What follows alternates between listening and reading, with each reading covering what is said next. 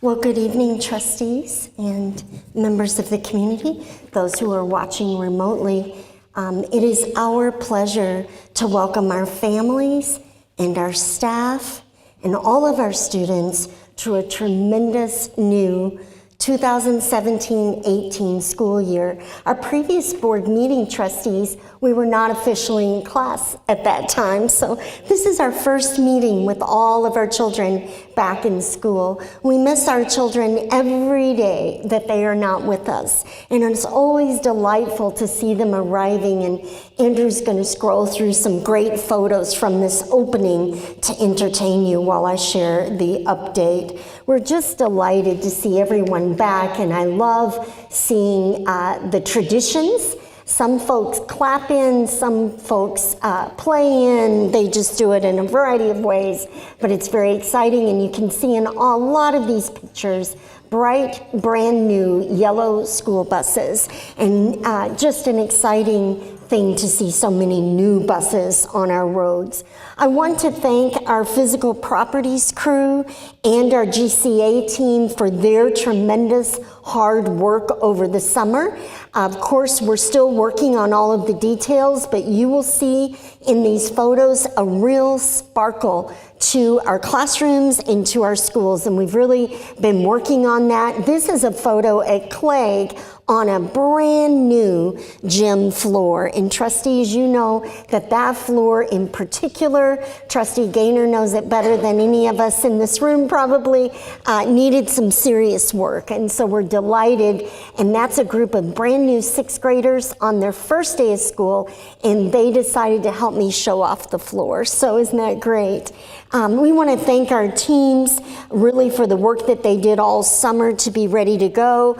Our community will notice Sidewalk Projects and walkways across the district. That's the $3.8 million project right here. Beautiful wood chips, trustees, that you all voted on, and people saw them as two mountains out on the Pioneer parking lot where they were for a few days until we got them all spread all over the district, but we're looking good, and I want to thank the team for getting us to that place. Yesterday, I had the great opportunity to participate in the Ann Arbor Economic Development Summit organized by Ann Arbor City Administrator Howard Lazarus and former City Council member Sally Peterson. It was an engaging day with community leaders from the public, private, nonprofit, and education sectors who were brought together to assess the future and in the direction of our community. I appreciated Trustee Basquette joining in there for that day yesterday. As we continue to work on more and more ways to inform our community in ways that fit with our lifestyles, Mr. Cluley has launched the Ann Arbor Public Schools podcast, and I was able to get to be the inaugural guest on his show, and I thought maybe he just created the podcast for me, but I realize now that he's planning on interviewing lots of folks, of course, but it was my great pleasure to be on the first edition of the Ann Arbor Public Schools podcast. We'll be putting that out on Facebook, it's out on Twitter, and we just invite folks to tap in. Mr. Cluley will be going through all sectors of our organization just to introduce folks to our work and update them in a way that's pretty casual, and really they can listen to while they're driving, while you're exercising, whatever works. I also am delighted to share that Pittsfield fourth grade teacher Raz Cato was one of 24 teachers selected to serve on the newly created Michigan Department of Education's Teacher Leadership Advisory Council. This is a part of Superintendent Whiston's Top 10 in 10 endeavor. And so we're so delighted to have one of our teachers as one of 24 working at the state level. This panel will help to guide the state's plan to implement the Every Student Succeeds Act. Trustees, you hear about it as ESSA. It is out, one of our, of course, endeavors that we're engaged in, and we will have representation on the state committee. I'm very excited to share just a few other updates, trustees. One is that I wanted to touch on our space available transportation. Trustees, you may recall that just a while back, you approved policy 3760. I included a copy of it in your purple folder if that's helpful for you. Our community can find that right online. Policy 3760, designed to provide for more access and opportunity among our students in the district, that if a bus stop that's already established is really a better way for folks to get to school, then we will allow for space available transportation. So right on our website, there's a banner there, and right at October 1st, we will have our application up, and folks can apply right there. Miss Linden, Miss Parks, and Mr. DeAngelis will oversee that process at each of the 3 levels, and they will handle those requests as they arrive. So folks don't need to wait till a particular date to get an answer. We'll just process them immediately right when they come in and see if there's room on the bus and approve that transportation. So in cases where maybe the bus stop is closer than the school, we'd love for folks to use that empty seat on the bus and reduce cars on the road and reduce congestion in our school parking lots. And many of our buses, there are seats available. So we just invite folks to check this out online and to give us an email or a call if you're interested in space available transportation. I wanted to also share that I had a great opportunity to be out on the Back-to-School Tour. Trustees, you recall that I love getting to every single school in September, and we are plugging through the list and really enjoying getting out to schools. It looks like that our enrollment is going to hold steady. We are going to grow. We're still trying to figure out exactly how much, but those schools are nice and filled when we're out. The classrooms have great classroom sizes. Our OPs and administrators are working to get things aligned. Teachers are teaching in the classroom. And you can see here, Mr. Cluley will scroll through some more of the great photos that we've taken. This is actually in the King modular, and we'll share more of that during our back to school update. I also wanted to share with you just a little bit about our enhancements to our social-emotional supports for students. Trustees, you're very well aware, and so is our entire community, that the needs in our community for social-emotional support continue to expand. And so, as you all have discussed, our team has been busy working over the summer to see, we have a fine counseling team, but we are always looking as to how we can enhance and make those supports better. So I want to review, trustees, I included a copy of just a draft, but just the beginning of just some enhancements that we're looking at for our social-emotional development. It's 4 Ps. It's around professional staff, planning, programming, and partnership. So trustees, you're aware, but we're sharing with our community in case they've not been made aware, that we've added 3 high school counseling positions. Those are currently being hired, and so those counselors will actually be into schools. They are being assigned to 9th grade to really watch over our students as they transition from 8th grade into 9th grade. We've added assistant deans at the high school, 3 of those. Exactly the same purpose, is that counselor and dean will support the 9th grade teachers to ensure that our students are having a successful transition. As we've looked at our student conduct data and all of our data around social-emotional development, we understand that that 8th to 9th is a very critical time. We also have added, trustees, you knew of this, in the spring, we've added 4 4 elementary behavior interventionists.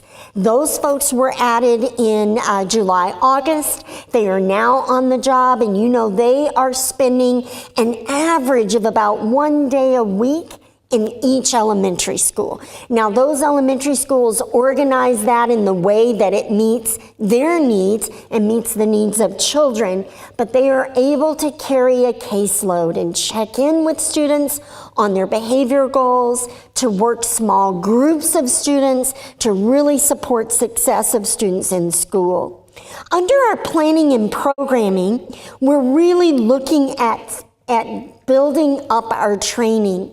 Trustees, what we discovered last year when we went through unfortunately, a number of student deaths in our community is that we began to understand that because of our declining finances over the previous decade, it had been quite a while since folks had had updated training.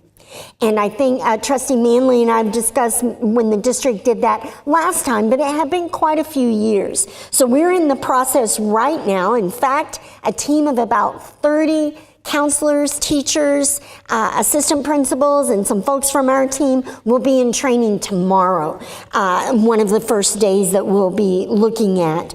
We also will be training inside the district.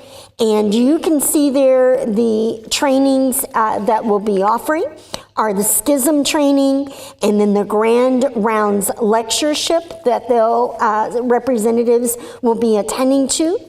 The third area that I wanted to look at, I'm very excited about this, is the Crisis and Mental Health Partnership.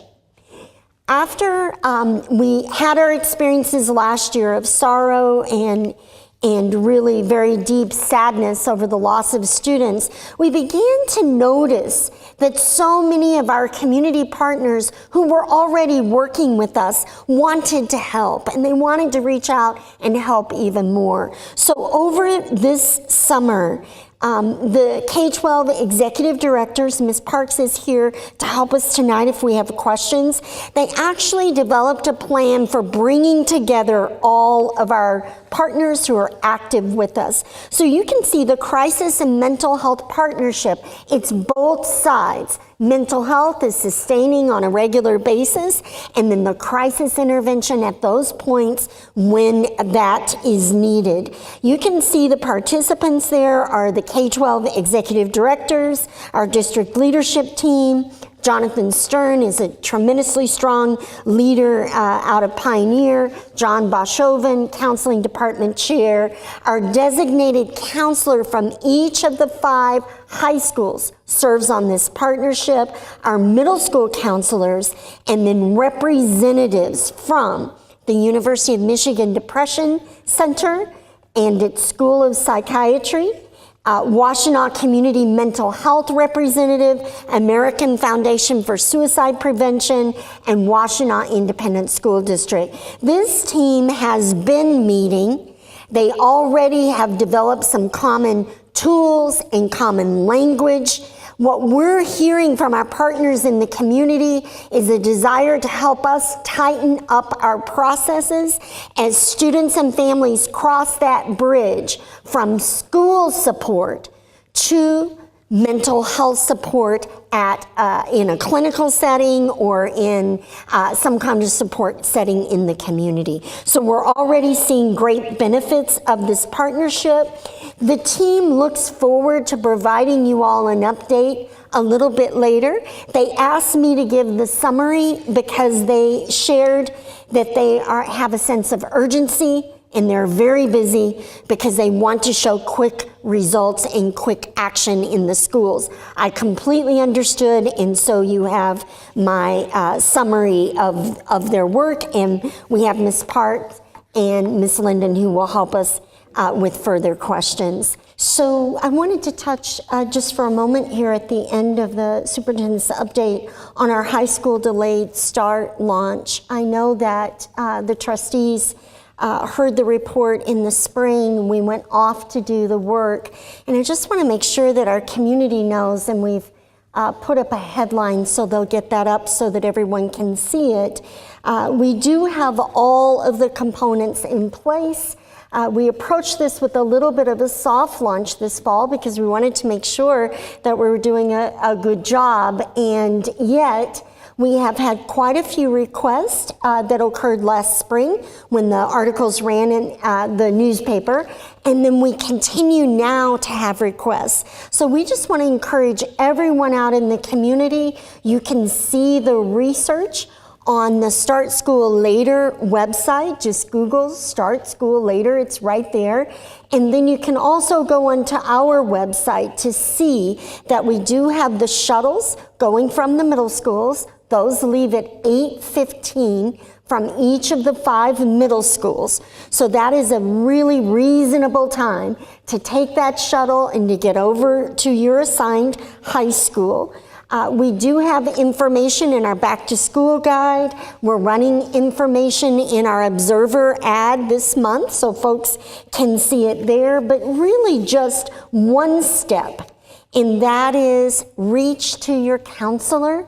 Give them a call, reach to your principal or class principal, and we will help. We have the schedules built and lots of flexibility. Now, Skyline is a little different because of the trimester, we know that, and yet there are options to customize the schedule. So we just encourage our parents out there to do the research, talk to your high schooler, and if that will help you, we will attend to it at any time. And trustees, as we discussed last spring, we're going to see where the children's needs are, where the students' needs are, and then we'll continue to support that area. So whether they're starting at 7:45, whether they're starting at 8:45, we will populate and build our staffing and our classes to meet the needs of our high schoolers. We want everyone to find the schedule that works for them. We know that students in this day and age want to learn anytime, any place, 24/7, and we do offer all of that in the Ann Arbor Public Schools. I wanted to finish before the Back to School update with a statement on DACA, and I'm very grateful for the board's support in sharing this evening, and it will be posted to the website, and it will also be posted in multiple languages because we feel like this is a message that's important to get out in more than just English.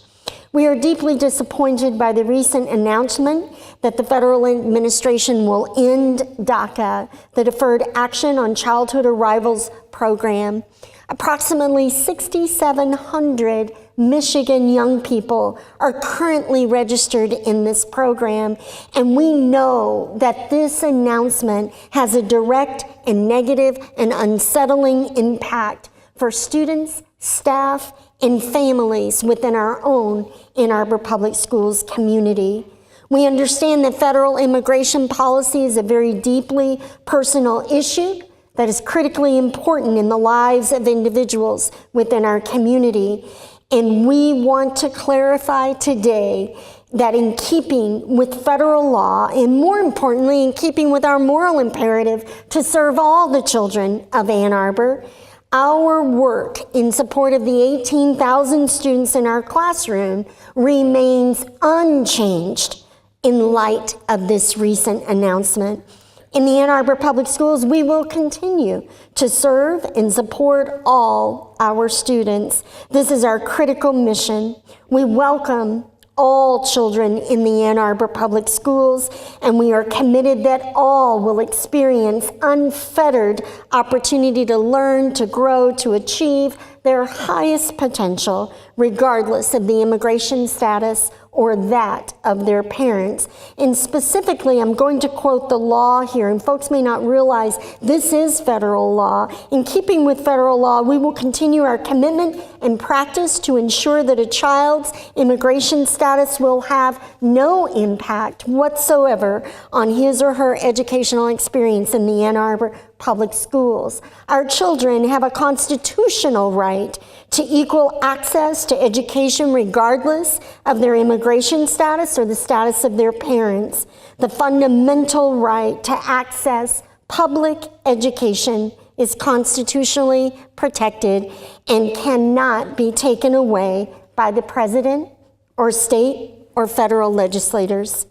In the Ann Arbor Public Schools, we will not ask about a child's immigration status at school. Public school districts have a legal obligation to enroll students regardless of their immigration status and without discrimination on the basis of race, color, or national origin. So today, we stand in the Ann Arbor Public Schools in strong support of our dreamers.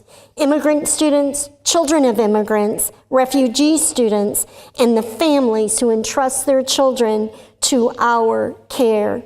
In particularly, we stand with our children who were born in the U.S., to immigrant families, and to those who have only ever known the U.S. as their home. We share the concerns of many across our local and national community who are deeply troubled by what they hear and see in this announcement. We recognize that these worries can impact all our children within our classrooms. We know that many children experience fear as a result of the marginalizing rhetoric. Our school teams, including teachers, support staff, principals, continue to reach out to all our children and families who may be experiencing anxiety. If you are a student or a parent with concerns, we encourage you to reach out to your teacher or your principal at your local school. We are here to support you. Our priority in the Ann Arbor Public Schools remains that all children are able to learn and grow within supportive classrooms without fear or intimidation. We continue to align our efforts in tandem with supportive community organizations, and I'm proud to say that we have excellent organizations in our community so that we are strategic in wraparound supports for our impacted students. Last February, our Board of Education passed the board's resolution in support of immigrant students. For additional information, you can see that resolution on our A2 Schools website, or you may also reference the superintendent's statement on immigrant and refugee students. In the Ann Arbor Public Schools, we say it often, but it bears repeating. We view diversity as our strength. We respect and value each of our students, staff, and their families. In Ann Arbor, we are privileged to live and work in a diverse international school environment, and we appreciate this as a gift that enriches all of us in our community. We know the multicultural learning experience within our classrooms better prepares our students for the globally connected world in which they will live and work today and into the future. So during this time of national conversation within our community as well, we want everyone to know that in the Ann Arbor Public Schools, we will continue to see, stand with, and remain together in support of all our children, recognizing that each of our 18,000 students brings a unique and beautiful presence into our classrooms. We are committed to modeling and serving as an example for our students who are our greatest responsibility and our best hope. Our precious children are valued in our classrooms for exactly who they are, and we remain committed that all our children will continue to experience the safe haven of a warm, welcoming, and supportive classroom environment on each and every day at school. I thank you, trustees, for your support in continuing to live our core values. And I appreciate this opportunity to share the superintendent's report. If it pleases the board, we will have the back to school update ready following any remarks that you may have. Thank you.